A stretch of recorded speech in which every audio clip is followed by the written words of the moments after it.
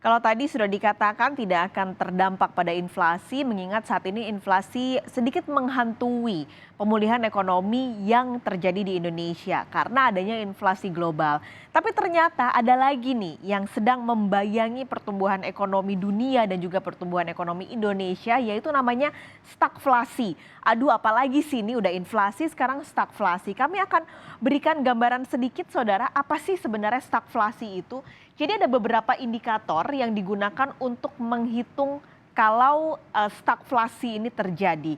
Jadi ada 4 indikator, yaitu GDP atau PDB, lalu permintaan atau demand, pengangguran dan juga inflasi. Jadi kondisinya adalah ini terjadi percampuran kondisi. Indikatornya kombinasi mulai dari PDB-nya turun, demand-nya turun, tapi di saat yang sama penganggurannya naik dan inflasinya naik. Kalau digabungkan ini akhirnya jadi stagnan istilahnya. Semuanya angkanya buruk. Tapi tidak perlu khawatir, menurut pemerintah di Indonesia kondisinya sebenarnya belum terlalu mengkhawatirkan. Kalau melihat per indikator dari masing-masing indikator ini, melihat PDB Indonesia di 2021 angkanya naik dibandingkan dengan 2019 dan 2020, sementara penganggurannya angkanya turun di angka terakhir yang diberikan oleh BPS. Nah, untuk inflasi sebenarnya naik tapi masih di angka target pemerintah, yaitu 2,5 plus minus 1%. Nah, sementara untuk permintaan, kalau Anda lihat sebenarnya kondisi sekarang Anda pergi ke mall, Anda pergi ke restoran, orang-orang juga udah mulai liburan. Semoga harapannya itu adalah pertanda bahwa sebenarnya permintaan masih stabil. Begitu juga angka yang dikeluarkan oleh Bank Indonesia untuk uang yang beredar pada bulan lalu ini naik dibandingkan tahun sebelumnya sekitar 30%-an. Jadi harapannya permintaannya masih dalam tren naik. Ditambah Indonesia sebenarnya punya keuntungan, yaitu Indonesia adalah negara penghasil komoditas yang harapannya lagi-lagi bisa membantu menahan stagflasi tidak terjadi di Indonesia. Meskipun ada catatan nih soal subsidi energi, sejauh apa nantinya APBN mampu menjadi shock absorber. Listrik sudah naik, tapi bagaimana dengan BBM yang juga masih memakan subsidi cukup besar di APBN? Ini nanti yang kita akan lihat. Nah, terhadap penyesuaian tarif listrik yang tadi diumumkan oleh Kementerian ESDM, ekonom kembali memperkirakan bahwa sebenarnya tidak akan terlalu berdampak pada inflasi. Kalau tadi kita lihat angkanya sebenarnya hanya sekitar 3% dari jumlah pelanggan PLN. Kami akan berikan kepada Anda pernyataan dari ekonom Bank Mandiri. Dilihat dari jumlah pelanggan itu hanya sebesar 2 juta ya, dari total pelanggan rumah tangga yang sebesar 75 juta.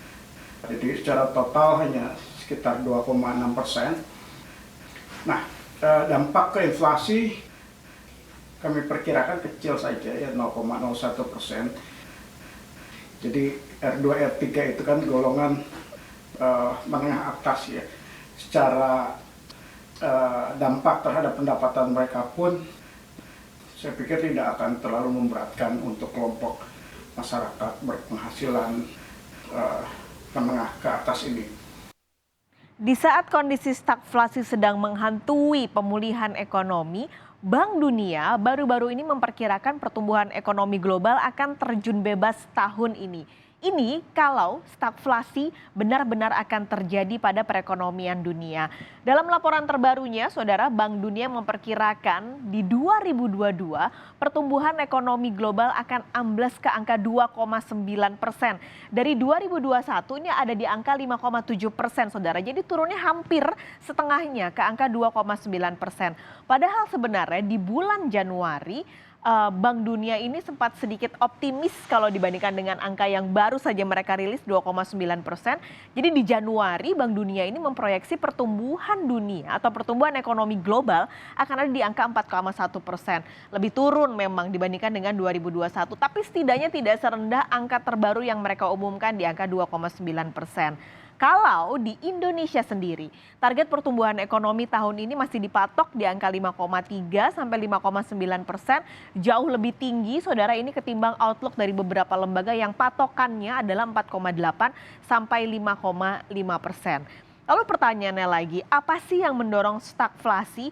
Jadi ada beberapa indikatornya atau ada beberapa hal yang akhirnya menjadi faktor mendorong stagflasi di dunia. Yang pertama adalah dunia sekarang mulai memasuki era moneter ketat. Ini adalah ditandai dengan The Fed yang mulai menaikkan suku bunga.